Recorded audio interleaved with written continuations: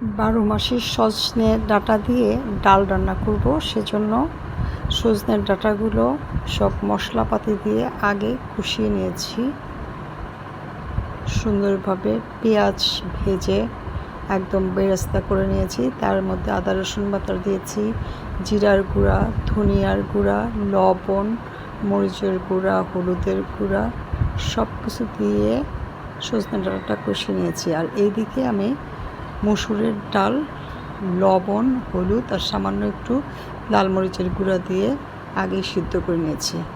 এখন এই কষানো সজনে ডাঁটাগুলো ডালের ভিতর দিয়ে দিচ্ছি। এটা আগে থেকে কষিয়ে নিলে তাহলে সজনের মধ্যে লবণ ঝালগুলো ঠিক মতো পৌঁছে এবং খেতে খুবই টেস্টি হয়। সেজন্য আলাদা করে করে আমি এটা রান্না করে নিয়েছি। এখন এই ডালের সাথে সজনে ডাঁটাটা আর একটু কষিয়ে নিব। দেখতে কি সুন্দর একটা কালার হয়েছে, তাই না বলো? এটা খেতেও অনেক টেস্টি এবং হেলদি।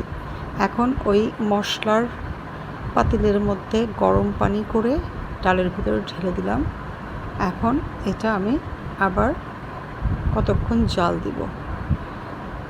এই যে বলকে বলকে জাল হচ্ছে আর সব মশলাপাতি সজনের মধ্যে ঢুকতেছে। এইদিকে আমি করলা ভাজি করব, সেজন্য পেঁয়াজ আর কাঁচামরিচ তেলের মধ্যে ভেজে নিচ্ছি।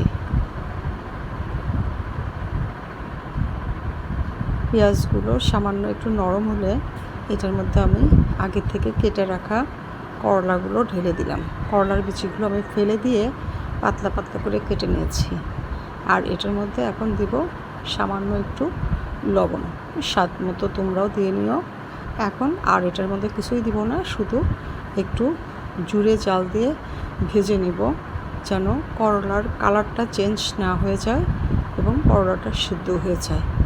অনবরত নেড়ে চেড়ে এটা আমি মোটামুটি হালকা সিদ্ধ করে নিব। করলা হালকা সিদ্ধ করলেই খেতে ভালো লাগে।